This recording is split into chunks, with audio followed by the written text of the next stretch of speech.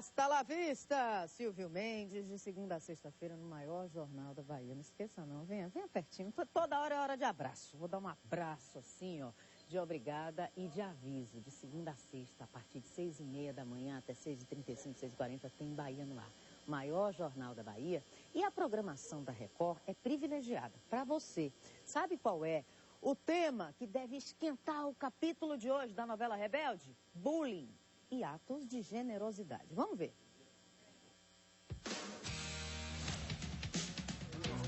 Ô, Theo, tá me estranhando? Desculpa, não tô enxergando nada. O que tem a ver com isso? Theo vira motivo de piada e Roberta toma uma atitude. E a gente vai fazer um mega favor. Tipo uma coisa que você ama muito. Pedro, compras, maluca, compras. O que a gente vai comprar? Óculos pro Theo. Alguém tá livre, vamos. Mas a casa pode cair. Onde vocês pensam que vão essa hora? Hoje, 7h, Rebelde. Olha, ontem caiu uma chuva forte. Aliás, desde o início da semana tem chovido bastante. Céu nublado, com pancadas de chuva no decorrer do dia, é a previsão do tempo pelos institutos de meteorologia, pelo menos até o mês de junho, viu? Esses são os dados do Instituto Nacional de Meteorologia. O órgão alerta que chuva assim deve continuar caindo não apenas na capital, mas em todo o litoral do Nordeste e de forma esparsa também, viu? Em várias regiões do nosso estado, a chuva deve atingir muitas cidades. Aqui em Salvador, um dos grandes problemas são as mais de 100 mil pessoas que vivem nas mais de 500 áreas de risco. Nossa capital tem mais de 70% de ocupação desordenada e irregular, tem problema com entupimento de vala, que gera alagamento, enfim. Para falar sobre essas questões, inclusive sobre o número de registros e solicitações de emergências recebidas ontem e durante a semana toda, vamos conversar agora com o representante da Codesal. Ele está com o Gabriel Pinheiro, ele é o subsecretário da Defesa Civil, o senhor Osni Bonfim. Gabriel, e então, teve algum caso mais grave, com vítimas registrado? Olha, Daniela, você falava aí da chuva de ontem, um dado que eu tive aqui do Osni Bonfim, só para você ter uma ideia, ontem foi o dia mais chuvoso de todo este ano aqui na capital baiana, foram 102 milímetros de chuva. E sobre esses casos aí, sobre as ocorrências, eu vou conversar agora com o Osni. Bom dia, Osni. Me diz uma coisa, a Daniela pergunta, algum caso mais grave? Olha, tivemos alguns casos relativamente graves, mas graças a Deus sem vítimas. Um caso de desabamento que aconteceu ali na rua Futuro Tororó, né, foi demonstrado desde ontem à noite e acarretou uma série de problemas, mas graças a Deus sem vítimas até o momento. Quantas ocorrências até agora? Entre ontem e agora de manhã às 7 horas, 66 solicitações à Defesa Civil através do 199. Me diz uma coisa, como é que a Defesa Civil está organizada, o que é que está acontecendo de efetivo da Operação Chuva num momento crítico como esse, dia mais chuvoso do ano? A partir do momento que foi decretada a Operação Chuva, nós temos toda uma ação sistêmica, né? Todo o Sistema Municipal de Defesa Civil, não só a Codesal, mas todos os órgãos que compõem o sistema, aí são os órgãos internos da Prefeitura e aqueles externos que dão apoio também, estão todos no estado de alerta, especialmente nesses dias de chuva, né? Com um plantão 24 horas, sábados, domingos, feriados, para dar um atendimento com maior celeridade à população. Bom, Daniela fez uma observação importante sobre as áreas de risco. Nós vemos aí imagens de áreas de risco, são muitas aqui em Salvador, construções desordenadas. Basta colocar uma lona, como a gente está vendo aí, ou é preciso tomar algum outro tipo de providência? Por exemplo, deixar imóveis quando o morador pode saber se é a hora dele sair do imóvel ou não. Somente com a chegada da Defesa Civil ou o próprio bom senso dele pode contar nessa hora?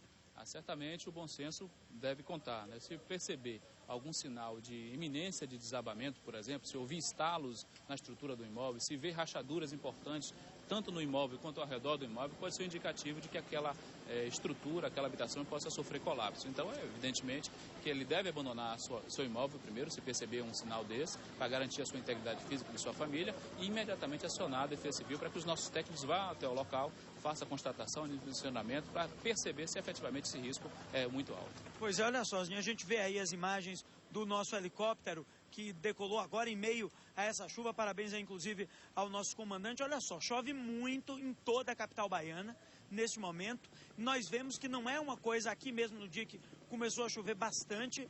Me diz uma coisa, com essa chuva que parece agora estar continuando, o que é que vai ser feito neste momento específico hoje, há alguma ação programada de visita a áreas de risco, por exemplo? Toda a ação vem sendo feita, Gabriel, desde fevereiro, né, quando foi decretada a Operação Chuva, a fase preparatória, né, antes mesmo de começar a chuva, tanto do ponto de vista estrutural, com as obras, as pequenas intervenções nessas áreas de risco, quanto preparação das populações. E agora, nesse momento, nós estamos focando mais na resposta. Então, se nós formos acionados através do 99 ou presencialmente lá na sede do órgão, a nossa equipe está toda reforçada com diversos técnicos da Prefeitura, além dos técnicos da Codesal, vão até o local fazer identificação, fazer o dimensionamento e acionar o sistema para retornar à normalidade. Com relação às lonas, a gente vê aí, mesmo nas imagens aéreas, algumas encostas aí, como agora nós estamos olhando aí do helicóptero, olha só, essa encosta aí não tem nenhuma lona e isso é uma situação que fica um pouco perigosa por conta da chuva. Qual é a orientação? O pessoal pode passar na Defesa Civil, ali na Bonocô e pegar lona, o pessoal mesmo leva os moradores, ou como é que funciona? A Defesa Civil manda alguém para colocar? Como é que funciona isso, esses cuidados emergenciais? A lona, de fato, é uma ação que minimiza o efeito da chuva na encosta. Então, ela resolve, pelo menos temporariamente, a possibilidade de escorregamento. O ideal é que o nosso técnico vá até o local para poder verificar a necessidade ou não de lona. Ou até, se de fato a lona vai resolver o problema. Porque tem situações que o risco é muito alto que nem a lona resolverá. Então é importante que o nosso técnico faça a avaliação para poder fazer a colocação. Se for um local muito íngreme, muito extenso, é importante que a nossa equipe faça a colocação e temos pessoas treinadas, habilitadas para fazer isso. Se é um local pequeno, de pequena altura, é possível que a própria população possa fazer a colocação devidamente orientada. Para se ter uma ideia, dando um exemplo, aí nós temos essas imagens que o Águia Dourada mostra agora, olha só, num caso como esse, essas residências aí, elas estão seguras? Rosni, olha só a encosta, o tamanho, a gente vê que tem árvores embaixo, mas que uma parte dela está descoberta. Esses moradores aí, eles estão seguros? Olha, o ideal, pela imagem da TV, não dá para perceber efetivamente qual o grau de risco que está envolvido aí nessa área, eu não sei exatamente onde é. Mas é importante que o nosso técnico vá até o local e faça o dimensionamento e a constatação do grau de risco que está submetido a essa área. Evidentemente que não é uma área completamente sem risco, porque a gente vê as casas muito próximo ali do talude, né? Então, há possibilidade de escorregamento sim, principalmente porque há a possibilidade, né, segundo o Instituto de Meteorologia, de continuidade das chuvas. Então o solo aí da encosta vai liquefazendo, vai tendo uma possibilidade maior de escorregamento. Só uma informação, Osni, você falava que nós não sabíamos que era essa aí é a Fazenda Grande do Retiro, eu estou sabendo aqui da nossa coordenação. Nessa área, há ocorrências, já houve ocorrências esse ano? Sim, essa é uma das áreas ali no miolo da cidade que tem várias solicitações, tanto de deslizamento quanto de desabamento de imóvel. Então é importante essas pessoas que estão percebendo essa imagem aí, se moram nesse local, nos indique exatamente onde é que fica, para que o nosso técnico vá até esse local aí e faça a avaliação em loco.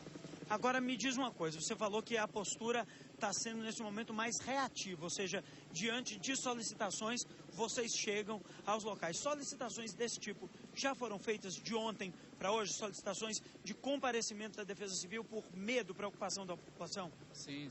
Algumas áreas a gente tem essa possibilidade desde ontem.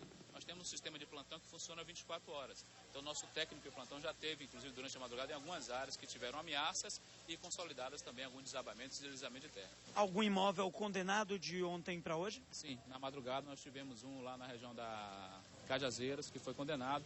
E agora pela manhã a gente vai fazer uma avaliação melhor para identificar se efetivamente as famílias do entorno também devem ser evacuadas. Era exatamente o que eu ia te perguntar. Muitas pessoas pensam que apenas o imóvel condenado corre risco, mas a gente sabe que da mesma forma que a água, quando ela leva a encosta, ela leva outras coisas junto. Um imóvel, se ele vier a ceder, ele pode também prejudicar toda a estrutura. Como é que os vizinhos de um imóvel condenado devem se comportar? A Defesa Civil já orienta também esses vizinhos? Como é que acontece isso? Perfeitamente. Os nossos técnicos são orientados a fazer essa avaliação não só no imóvel do solicitante, mas no entorno também, para ver se há risco inerente àqueles outros imóveis. E se há, é também notificado esses vizinhos para que evacuem, mesmo que temporariamente, aqueles imóveis ali. A gente sempre tenta conscientizar, olha só quantos imóveis em áreas de risco, você mesmo coloca pra gente que essa área da Fazenda Grande é uma área de risco. E a gente sempre tenta orientar que as pessoas sigam a determinação da Defesa Civil. Infelizmente, nem sempre elas seguem a orientação da mídia, a orientação da Defesa Civil. Quando há essa resistência, Osni, o que é que a Defesa Civil pode fazer? Chega a um ponto, por exemplo, que em casos mais graves a polícia ou alguma força de coerção pode ser acionada? Certamente, certamente. O mais importante é garantir a vida e a integridade dessas famílias. Se for identificado pelo nosso técnico que há um risco iminente, um risco alto de desabamento, de deslizamento, aquela família está em risco, e se ela resistir em sair, a gente chama assim o poder de polícia, né, e temos contado efetivamente com o apoio da Polícia Militar para retirar essas famílias, sim, para que possa garantir a integridade física delas. Me diz uma coisa, como é que funciona essa parceria? As pessoas pensam que é apenas a Defesa Civil, você colocou aí no início o sistema de Defesa Civil. Tem a Defesa Civil do município, a Defesa Civil do Estado. Quais são os outros órgãos que estão aí integrados nesse trabalho da Operação Chuva? Olha, o Sistema Municipal de Defesa Civil tem órgãos internos da Prefeitura, que são os órgãos setoriais, aí inclui a Limpurbe, a CETAD, a SUCOM, SUCOP, todos esses órgãos de ponta, né, estratégicos, fazem parte do sistema. Mas também os órgãos de apoio, que é a Polícia Militar, o Corpo de Bombeiros, a Embase e Coelba, que prestam serviços essenciais à população de energia elétrica e água. A gente pode também, se preciso for, acionar a Defesa Civil Estadual. Tem também a Secretaria Nacional de Defesa Civil, que também pode servir como apoio a depender da gravidade da situação. Então, todo esse sistema funciona estrategicamente, a depender da situação, né, do nível de gravidade, para a gente restabelecer a normalidade naquele local, naquela área. Uma última pergunta. A população, diante de uma chuva como a de ontem, principalmente quem mora em áreas como essa daí, fica bastante preocupada. A população tem motivos para se preocupar ou basta se prevenir num momento como esse? Olha, eu sempre tenho dito, não há como fazer proteção civil, defesa civil apenas institucionalmente. Não só a prefeitura e os órgãos que compõem o sistema devem fazê-lo, né? Mas especialmente a população deve participar. Primeiro, estando atenta, percebendo as possibilidades de risco, fazendo no seu cotidiano práticas adequadas de não colocar lixo e entulho em locais inadequados, não fazer corte de talude de forma inadequada, de forma reta, não jogar água servida, aquela água que sai do seu esgotamento sanitário diretamente na encosta. Todas essas práticas ajudam a minorar os efeitos da chuva. Então é importante que a população esteja atenta, ouvindo essas orientações, aí o papel fundamental também da imprensa no momento que leva essas informações para a população, para que juntos, todos nós, sociedade civil, sociedade soteropolitana, possa minorar os efeitos desse momento chuvoso na cidade. Ok, Osni Bonfim, muito obrigado.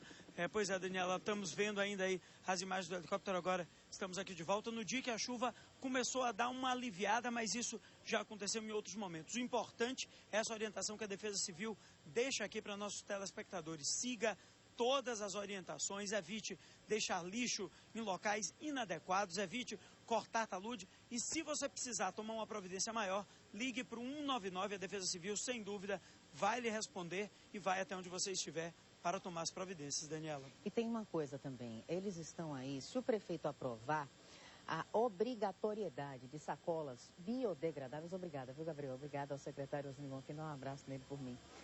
Essas sacolas que a gente recebe no supermercado para colocar as compras, muitas vezes elas são responsáveis pelo entupimento. Então, se for aprovada essa proposta, meu Deus, um carro descendo de ré na ladeira do Curuzu, peraí que eu já volto a falar das sacolas biodegradáveis. Como assim?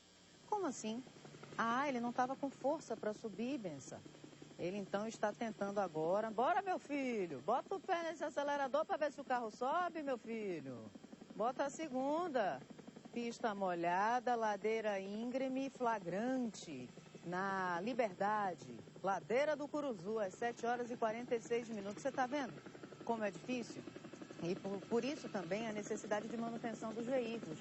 Se um pneu de um carro desse está careca, por exemplo, a tendência, meu filho, é nem subir, né? Até porque nós somos uma cidade de cumieiras, de topografia acidentada, temos ladeira para dar e deixar por aqui. Portanto, essa questão é muito importante. A manutenção dos veículos, principalmente em época de chuva. E principalmente em época de chuva, o não descarte de lixo inadequadamente. Por quê? Um lugar como esses, digamos que a pessoa coloque o lixo em local inadequado. Isso entope os bueiros. Por isso que, fechando esse assunto, as sacolas plásticas que entopem os bueiros podem ser proibidas. Aqui em Salvador, só está dependendo do aval do prefeito, para que seja obrigatória a utilização de sacolas biodegradáveis. E por causa desse mau tempo, essa chuva que está caindo em Salvador, ontem na TWB ou no sistema Ferryboat, a TWB proibiu o embarque de ônibus e caminhões. Hoje continua chovendo em Salvador, são 7 horas e 47 minutos. Cadê Diego Barros, que por terra, através do nosso link móvel, pode mostrar qual é a situação já de outro ponto da cidade? Posso chamar Diego agora?